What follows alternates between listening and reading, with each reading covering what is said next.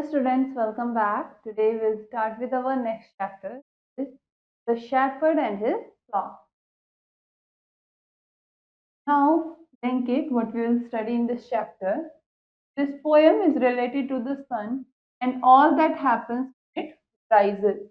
ये पोएम किससे रिलेटेड है? सन से रिलेटेड है और सूरज के उगने पर क्या होता है, जब सनराइज होता है उसके बाद क्या क्या होता है, हमें इस पोएम में बताया गया है. So let's start with our poem. The rays of the sun are like a pair of scissors cutting the blanket of dawn from the sky.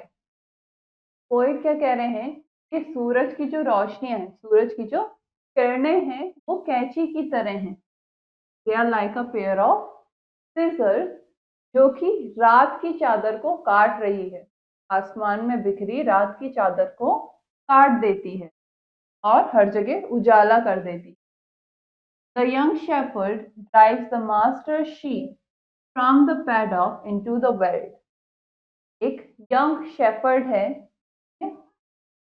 young shepherd है, यानी कि जो sheep का ध्यान रखता है, उन्हें लेकर जाता है.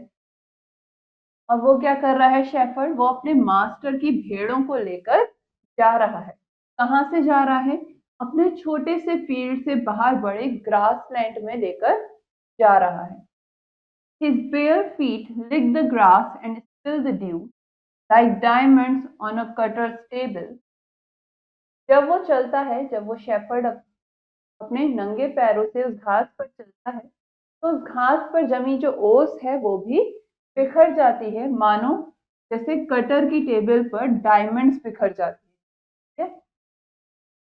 डायमंड्स यानी कि हीरे, कटर की टेबल जो डायमंड्स को शेप देता है. जैसे उसके टेबल पर डायमंड्स बिखरे रहते हैं, वैसे ही जब शेफर्ड अपने पैरों से उस घास पर चलता है जिस पर ओस जमा है, वो ओस भी बिखर जाती है. A lamb strays away, enchanted by the marvels of a summer's morning. The ram rebukes the ewe. एक लैम्ब है, एक भेड़ का बच्चा है, जो ये सब देखकर सुबह समर मॉर्निंग में आसपास हो रही चीजों को देखकर काफी एंचेंटेड हो जाता है, उन्हें देखने लगता है, क्यूरियस हो जाता है उस बारे में, उसे अच्छा लगता है, तो वो उन सबको देखने निकल पड़ता है. जब पीछे से उसकी मदर, यू यानी कि फीमेल शीप, उसको बोलती है कि इधर आओ, आवाज लगाती है क्रिटिसिज्म में कि कहाँ जा रहे हो. Woman, woman, watch over the child. The sun winks up on flaming petals of a sunflower.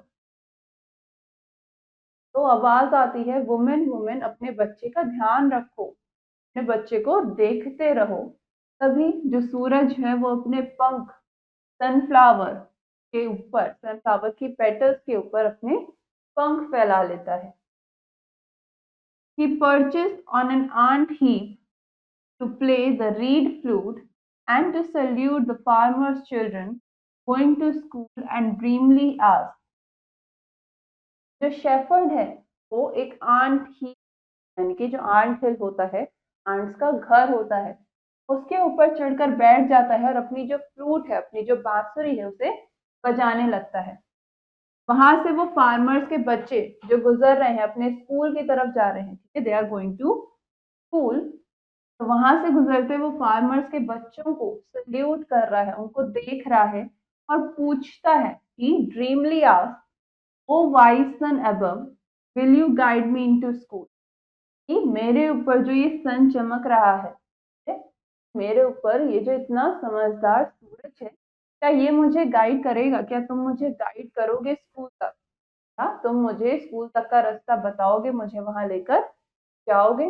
तो पोएम लिखी है ओ एन मटशाली ने, जहां पर ये बात कर रहे हैं कैसे सुबह सनराइज हो रहा है और उस समय क्या क्या चीजें हो रही हैं. Now about the summary of the poem. It is morning. The poet depicts it, the vivid visual image of a pair of scissors cutting, implying that towards dawn it had been very dark, but rays of sun have appeared. तो जो poem है ये morning के बारे में है, सुबह के बारे में है, जहाँ पोइट बता रहा है, एक इमेज क्रिएट कर रहा है, जो वो कहता है a pair of scissors cutting. यानी कि यहाँ वो क्या कह रहा है कि अभी तक रात थी, अभी तक अंधेरा था, लेकिन सूरज की किरणों ने उसे बिल्कुल हटा दिया है, कि अब सूरज की किरणें आ गई हैं। The shepherd youth has adjusted to various weather conditions. The dew of dawn falls on his clothes, then the sun rises and rises. जो यंग शेफर्ड है, अब उसने अपने आप को हर वेदर के अकॉर्डिंग एडजस्ट कर लिया है। जब उसके कपड़ों पर ओस पड़ी होती है, रात की ओस पड़ी होती है, तभी सूरज निकल के उसे सबको सुखा देता है। Also, people rise with it. Wives prepare their children to attend the best equipped schools with manpower and facility. The poem ends with an apostrophe to the sun. Also यहाँ पर क्या दिखाया है कि सूरज के निकलने के साथ साथ लोग भी उसके साथ जगने लगते हैं। जो घर की फीमेल्स हैं वो अपने बच्चों को तैयार करती हैं स्कूल भेजने के लिए, एक अच्छे स्कूल में भेजने के लिए जहाँ उन्हें हर तरीके की फैसिलिटी मिल सके। और पोएम की जो एंडिंग है वहां पर जो शेफर्ड है वो सन से एक सवाल पूछता है। Now we came across a few new words in this chapter. Paddock यानी कि एक छोटा सा फील्ड या इंक्लोजर, बेल्ट यानी कि open grassland, lick pass the tongue over something in order to taste और क्लीन। लिक करना यानी कि किसी चीज को टेस्ट करने के लिए अपने टंग का यूज करना। ठीक है। स्ट्रे यानी कि अपने ग्रुप से दूर निकल जाना बिना किसी डायरेक्शन के। एंचेंटेड यानी कि delighted. Ram an uncastrated sheep. Rebukes यानी कि शार्प रिप्रेंड्स और क्रिटिसिज्म, सामने वाले की चीज को यूं कहना कि नहीं ऐसा नहीं करना चाहिए, ये बुरा है। ये यानी कि female sheep.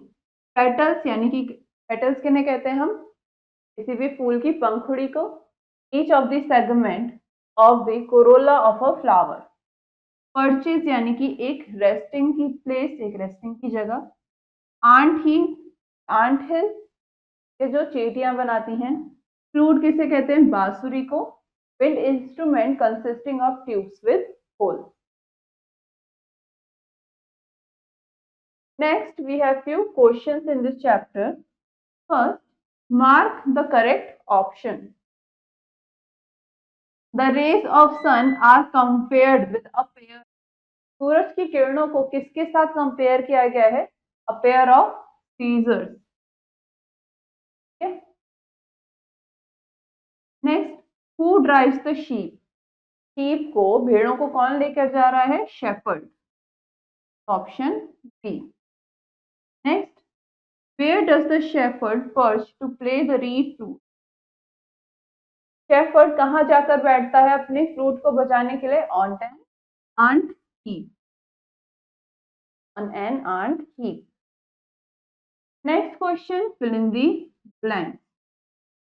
First, the young shepherd dash into the belt. Poem की लाइन आपको यहाँ पर पूरी करनी है। The young shepherd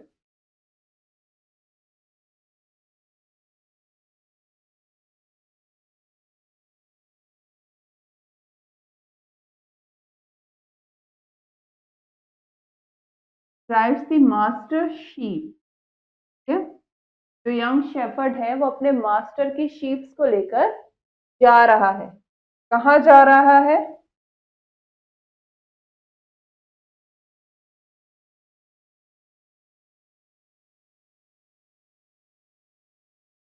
from the एडोफ इनटू दी वेल्ड। अपने छोटे से फील्ड से उन्हें लेकर एक बड़े ग्रासलैंड में जा रहा है। Next, he perches on an ant he dash the farmers children. He perches on an ant he, वो एक आंट ही पर जाकर बैठ जाता है और क्या करता है, to play the reed flute. बांसुरी बजाने के लिए।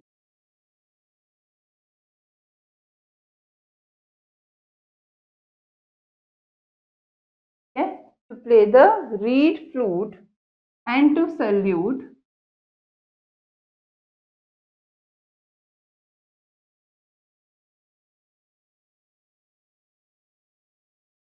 and to salute the farmers children, और इसी के साथ फार्मर के बच्चों को भी सैल्यूट वहां से वो करता है, बाय करता है कि वो स्कूल जा रहे हैं। Now all the other questions you will do it yourself so that you can understand this chapter better. This finishes our chapter. Now for the next lesson we will continue in our next class. Till then, have a nice day.